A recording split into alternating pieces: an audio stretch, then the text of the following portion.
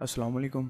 आज हम जो है वो रिएक्ट का इंट्रोडक्शन देखेंगे कि what is React and how it is work and what is advantages of React. Introduction of React JS. My name is Mohammad Umar Hayat and what is React JS. Actually React JS open source JavaScript library. हम इसमें ये open source एक JavaScript library है जिसको use करते हुए हम user interface को डेवलप करते हैं और इसमें हम एक वेब ऐप को क्रिएट करते हैं। तो रिएक्ट एक ओपन सोर्स जावास्क्रिप्ट लाइब्रेरी है जो कि फेसबुक ने इंट्रोड्यूस करवाई थी और इसको यूज़ करते हुए हम यूज़र के इंटरफेस वेब ऐप में डेवलप करते हैं रिएक्ट जेएस को यूज़ करते हुए। ठीक है, तो रिएक्ट जेएस एक फेमस एंड पॉपुलर इंटरफेस है जो कि आजकल जो है वो काफ़ी पॉपुलर होता जा रहा है with the passage of time. ठीक है, इसके बाद हम आएंगे वाई रिएक्ट। ये ऊपर स्पेलिंग थोड़ी मिस्टेक है। Y react. रिएक्ट हम क्यों यूज़ करते हैं? रिएक्ट असल में मोर रिस्पॉन्सिव है। मोर रिस्पॉन्सिव से मुराद है कि इसका रिस्पॉन्स टाइम जो है ना वो आपकी आम वेबसाइट से ज़्यादा है इसका रिस्पॉन्सिव टाइम। तो इसमें हम देखेंगे कि कैसे रिस्पॉन्सिव टाइम ज़्यादा है, तो इसके लिए हम जो है वो यहाँ पे आएंगे। ठीक है, हमारे पास लेट किया कि अब हमारे पास एक 5 MB की वेबसाइट है हमारे पास, तो हम उस वेबसाइट को ओपन करते हैं तो वो हमारे पास लोड होती है वेबसाइट। तो वो हमारे पास वेबसाइट लोड हो गई। लोड होने के बाद हमने उसमें कोई डाटा मैनिपुलेशन की, फ़र्ज़ किया कोई भी डाटा चेंजिंग की। डाटा चेंजिंग करके वो डाटा चेंजिंग जो थी वो अपलोडिंग उसकी 900 KB थी। 900 KB का डाटा अपलोड हुआ और फिर दोबारा सर्वर से वापस रिस्पॉन्स आ के हमारी वेबसाइट में जो है वो वापस आया। तो आम वेबसाइट में वो आल वेबसाइट होगी ना, जो सारी वेबसाइट वो दोबारा लोड होगी, जिसमें से वो फिर 5 MB यूज़ करेगी, हमारा डाटा यूज़ करेगी। तो वो उसमें ज़ाहिर बात है टाइम भी ज़्यादा लगेगा और हमारा डाटा भी ज़्यादा लगेगा। तो इन रिएक्ट जेएस में सिर्फ ओनली डाटा अपलोड होगा, मतलब कि उसमें सिर्फ डाटा अपलोड होगा, वो सारी वेबसाइट दोबारा अपलोड नहीं होगी क्योंकि ये कंपोनेंट बेस्ड होती है। हम आगे जाके देखेंगे कंपोनेंट बेस्ड क्या है। ये कंपोनेंट बेस्ड होती है तो सिर्फ जिस कंपोनेंट में डाटा चेंजिंग हुई है सिर्फ वही कंपोनेंट अपलोड होगा। तो इससे हमारी एक तो टाइम बचेगा और दूसरा हमारा डाटा जो है वो कम यूज़ होगा। तो ये रिएक्ट जेएस का है रिस्पॉन्स, मोर रिस्पॉन्सिव जो हम यहाँ पे देख रहे हैं। ठीक है, इसके बाद web develop. We develop a web app by using this approach. हम एक वेब ऐप को डेवलप करते हैं इस अप्रोच को यूज़ करते हैं। वेबसाइट और वेब ऐप में एक डिफरेंस है, आप सर्च भी कर सकते हैं। वेब ऐप जो है ना वो आपकी एक या 2 या 3 पेजेस पे मतलब इंटरफेस पे वो कंसिस्ट होगी, लेकिन जो वेबसाइट है वो मैनी पेजेस पे आपकी मुश्तमिल हो सकती है, जिस तरह कोई भी आम वेबसाइट है।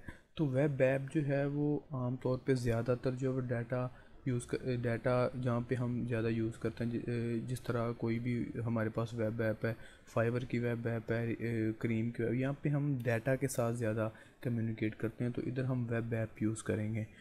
कंपोनेंट बेस्ड इंटरफेस, ये हमारे पास कंपोनेंट बेस्ड इंटरफेस है। तो आखिरी स्लाइड में मैं इसको डिस्क्राइब करूँगा कंपोनेंट बेस्ड इंटरफेस के। इसमें हर एक चीज़ का एक कंपोनेंट होता है, कंपोनेंट बनाए जाते हैं हम, तो उसको यूज़ करते हुए हम इसको कंपोनेंट को यूज़ करते हुए हम इसको डेवलप करते हैं।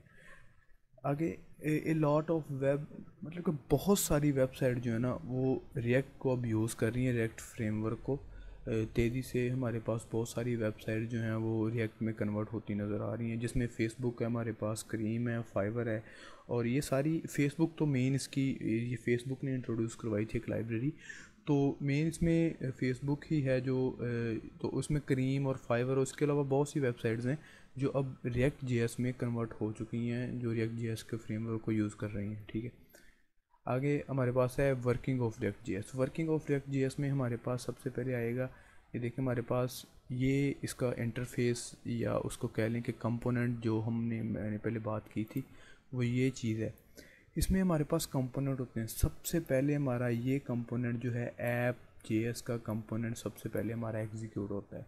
सबसे पहले इसमें जो कोड लिखा गया होता है वो एग्जीक्यूट है। इससे पहले एक कंपोनेंट होता है इंडेक्स डॉट जेएस, उस पर हम डिटेल में बाद में बात करेंगे जब हम इंस्टॉलेशन के बाद इसकी तरफ आएंगे।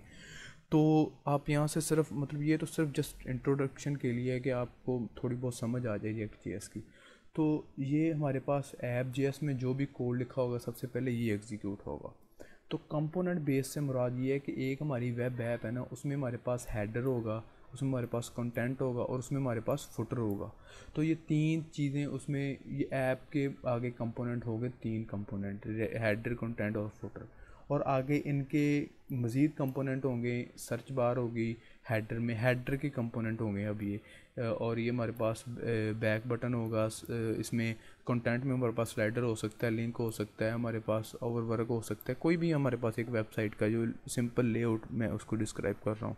फुटर में हमारे पास कॉन्टैक्ट है। ये सारे कंपोनेंट जो है ना, ये मिल के एक रिएक्ट की ऐप डेवलप करते हैं। मतलब ये सारे कंपोनेंट पे एक रिएक्ट की ऐप कंसिस्ट होती है। इसको हम CRC फाइल में लिखते हैं। तो CRC फाइल में हम इसको सबको लिखते हैं।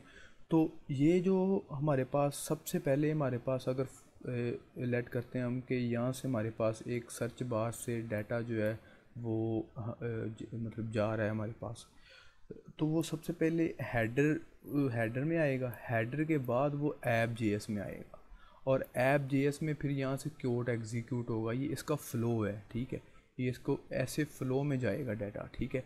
और फिर जो है ये इसको हम सर्च बार को इसमें इंपोर्ट करेंगे हेडर में, और फिर हेडर को सारे कंपोनेंट ये बटन को इंपोर्ट करके हेडर में, जब हमारा एक कंप्लीट हेडर हो जाएगा तो फिर हम उसको ऐप में जो है वो इंपोर्ट करवाएंगे।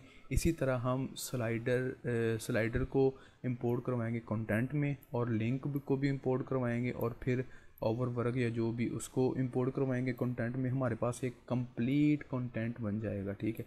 फिर हम उसको हेडर के नीचे इंपोर्ट करवा देंगे, ठीक है।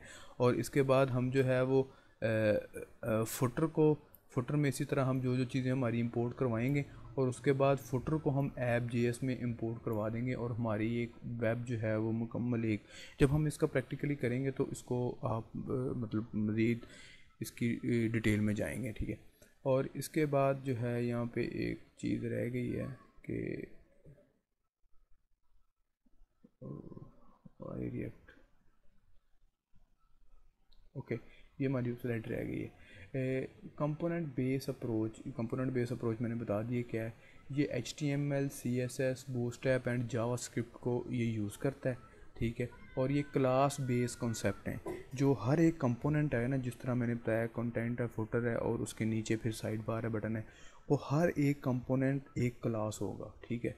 और उस क्लास में हम कोई भी कोड लिखेंगे, उसमें डाटा मैनिपुलेशन करेंगे, फ्रंट एंड बनाएंगे, जो भी हम उसको हैंडल करेंगे। उसके बाद ये ऑब्जेक्ट ओरिएंटेड अप्रोच है। ऑब्जेक्ट ओरिएंटेड अप्रोच से मुराद है कि हम उस क्लास का एक ऑब्जेक्ट बनाएंगे ऐप जेएस में जाके, और उसको उस ऑब्जेक्ट के ज़रिए हम उस क्लास को वहाँ पे ऐप जेएस में कॉल करेंगे, ठीक है। तो ये हमारा एक शॉर्ट सा ब्रीफली इंट्रोडक्शन था हमारा रिएक्ट जेएस का। तो आगे हम अब इंस्टॉलेशन पे जाएंगे। तो आप इसके अलावा अगर आप और भी सर्च करना चाहते हैं रिएक्ट जेएस के बारे में, तो आप मज़ीद सर्च कर सकते हैं इंटरनेट से। तो ये एक ब्रीफली शॉर्ट सा इंट्रोडक्शन था रिएक्ट जेएस का। तो thank you for watching and subscribe my channel.